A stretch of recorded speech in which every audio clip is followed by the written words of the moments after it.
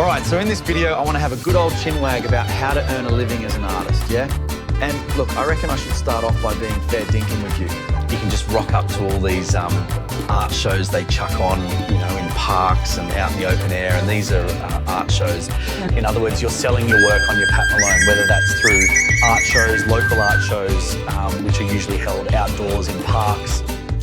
Another way to flog your paintings is through, social media, whether you're on Instagram or TikTok or all of those ways to paint. I'm not talking about going through galleries. I'm not talking about having an agent sort of selling your work on your own.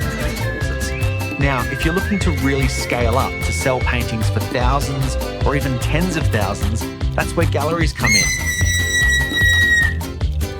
Galleries act as your advocates. They curate shows, handle the marketing, and take a commission, usually around 50. So whether you're a DIY seller or aiming for the gallery world, there's a path for you. Thanks for watching, and I'll see you next time. Now, there are some blokes and Sheilas on social media who make a decent living, but they're doing it not necessarily by selling their paintings.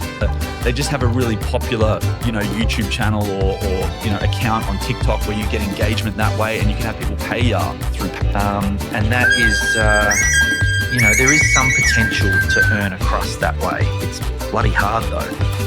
You need to be posting, every 2 or 3 days. You've got to be actively painting the whole time, showing off your work and your work's in progress. There's nothing wrong with that. That's a great way to have to get people interested in your work, etc.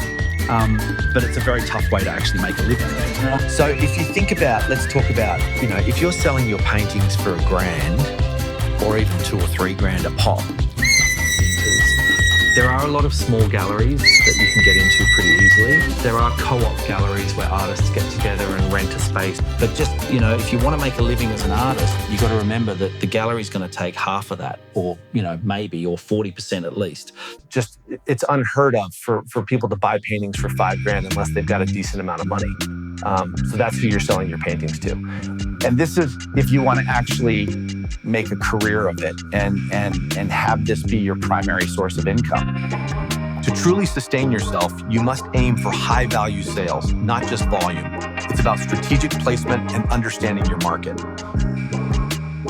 Your artistic vision needs a business foundation to thrive professionally. Partnering with the right gallery is paramount for reaching affluent collectors. Research thoroughly. Confirm their track record of significant sales. This approach shifts art from a hobby to a lucrative profession. Ultimately, your success hinges on both your talent and your business acumen. There's the other way to sell your paintings at a high price is by having an agent that, is either somebody that works with decorators. There are companies out there that represent artists and find you work. But for the most part, you want to be able to find a gallery in a large city. In order to get into a gallery like that, you have to have exceptional work and you have to be producing work on a regular basis. Now, before I even talk about, trying to get into a gallery or having an agent represent you, I should say that if I were to ask 100 successful artists, you will find that if I asked 100 people, you will find 100 different answers as to how they became successful with their painting. You can't just approach a gallery with 5 paintings. You need to approach a gallery with a minimum of 15 paintings. And these are going to be 15 of your best paintings so that they can have a sense of where your work is now. It doesn't matter, what you've painted in the past. By the way, it's important that your work has sort of a unifying style to it. For a lot of reasons, you can't be doing like Western art style paintings and then turning around and doing, paintings of like aeroplanes or whatever it is. There has to be some sort of unifying theme or style to your work. And so a lot of times, when you're starting painting, you don't know actually what that style is going to be. And at least with my own students, they might say, well, I want to do this and this, or I love painting dogs, or I like painting interiors with people. So, but through this process of creating your body of work, whether that's, like I said, 20 paintings, 30, 50 paintings, But once you have this style and your paintings have this unifying sort of theme to them, then you can approach gallery. You know, there's going to be exceptions to that rule, but for the most part, that's a good idea. Now, this is the way that I would approach a gallery. And there's, you know, most galleries, they'll even have a sign in the window saying, you know, if you are an artist and you're trying to. But at least for me personally, what I would do is I would just, you know, say if, you know, there's a great gallery in Philadelphia or whatever it is.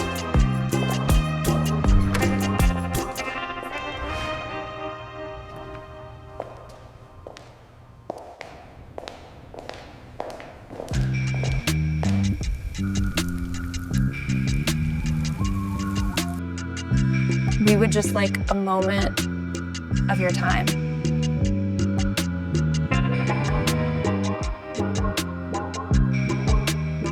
Her work really speaks for itself.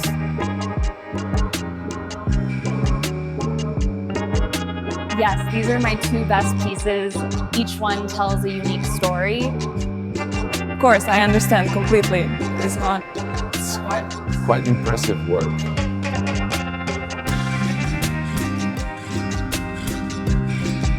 No, I am not currently represented by another gallery. I'm looking for representation, especially here. My previous gallery was in a different region entirely. She has a unique vision. And they might see a painting that they think would look great in their home, but they're not going to trust their own taste. They're going to want to know that you, the artist, they want to hear about your process, your inspiration, anything that helps them connect with your artwork on a deeper level. So once you're established and they've seen your work, understood your story, what's next in the gallery relationship? It often comes down to the practicalities, Park Spartans. The gallery expects your work to be presented professionally, whether framed, matted, or on stretched canvas. This isn't just about aesthetic. Now, about pricing your work, this is a delicate balance, and galleries play a significant role here. They'll advise you on what the market is worth. It's a negotiation, a partnership. You need to agree on a price that feels fair to you and is attractive to both. So, in summary, carefully read contracts, understand exclusivity terms, and know that galleries want to know you as a person. Building relationships with galleries is crucial for many artists, and with careful planning, it can be a very rewarding path. And also, you need to find a gallery that actually wants to sell, you know, paintings that are realistic or whatever style it is that you're painting. But the key thing is to find a gallery that actually sells paintings, that actually moves artwork, that, you know, if you come in one day and you see a whole bunch of paintings. But again, you could go ask, you know, AI to suggest to you which galleries actually move artwork. Okay, so my advice is to paint, you know, 30 paintings, 50 paintings, and to every single one of those paintings, you're trying to paint your masterpiece. You're doing quality work. And then you're even from those 30 or 50 paintings, you're picking your very best ones. So maybe your best 15 or 20, because you only want to show the galleries your best work. But the other thing is, and again, is that you have to be producing work on a regular basis. You know, every 2 weeks, every month. And if you do it long enough, and there's this, you know, there's going to be a long period where you're not in galleries, where you're creating your body of work. It might be 5 years, might be even longer before you actually are painting your masterpieces on a consistent basis and are able to actually go into a gallery. So my best advice is really to follow your passion, do your own thing, get a few of them framed, and then go talk to galleries. But you have to do all of that first. And keep in mind that very few people will actually do that. There are a lot of people out there that are artists, but, you know, they paint one painting every 3 months and they're not really trying to paint their masterpieces. You know, they're painting pictures for their mates, you know. But if you're serious about it, like every single painting's got to be your best, then you've got to be pumping out the work, right? That's the bottom line. You've got to be doing that to even think about talking to galleries and getting into a good one. Hope that makes sense, yeah? Oh, if you haven't had a squiz at Geneva Fine Art, we've flogged the best paints in the whole bloody world, and we're about to bring out a new colour, a colour I've been checking, but now we're doing permanent alizarin crimson, which is, again, a colour you can't mix. Right, let's have a yarn about making a quid as an artist, shall we? And now, if you're keen on trying to flog your paintings for, say, $200 or even $1,000, well, you can definitely manage that yourself, no worries. There are plenty of smaller galleries you can get into fairly easily, and that's often where you build those foundational relationships. Because beyond just selling, A gallery lends you immense credibility. Now, I know what you're thinking, commission. They'll take a big chunk, often 50%. But that 50% pays for their space, their marketing, their client network, their expertise.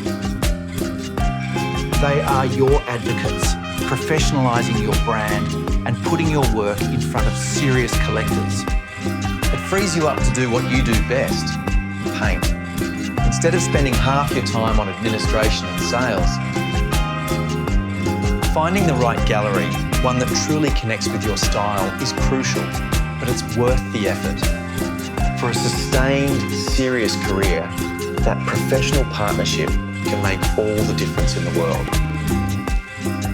So through the process of creating your body of work, whether it's 20, 30, or 50 paintings, you'll eventually discover your style, whether it's something you're naturally good at. Once you've settled on a style and your paintings have a unifying theme, that's when you can approach galleries and only show them the paintings. Now, this is how I'd go about approaching a gallery.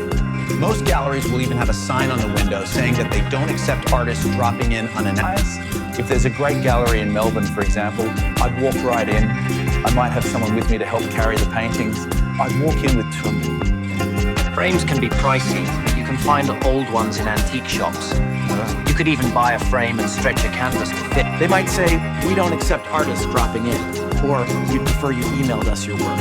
But by that point, it's too late. You're already in the door. And if they're great and the gallery is interested, they'll start asking questions. They won't just dismiss you for breaking the rules. That's a really important question for them. If you're already represented by another gallery, especially in the same city or area, they'll be far less interested. Paint what you love, do your own thing, follow your own artistic instincts. Don't worry too much about what will or won't sell. Don't try to force yourself to paint in a style that's not truly you. It won't work in the long run. Focus on your own vision. Create your body of work. It can be helpful to do some larger paintings, as they tend to be taken more seriously. But ultimately, you should be painting what you love in your own style.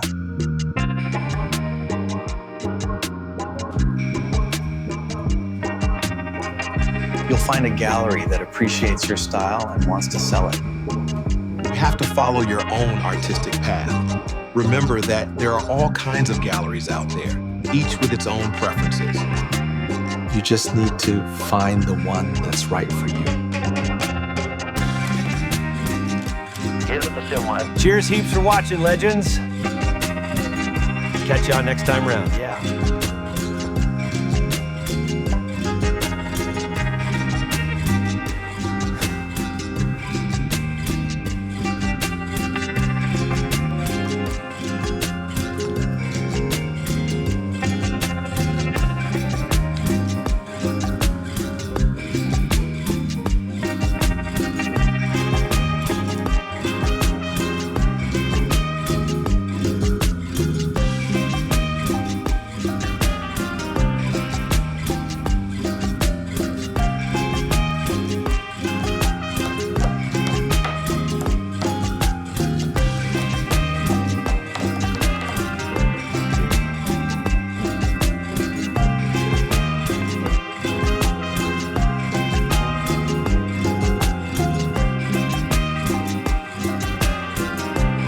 Immense work to Rithink Sands.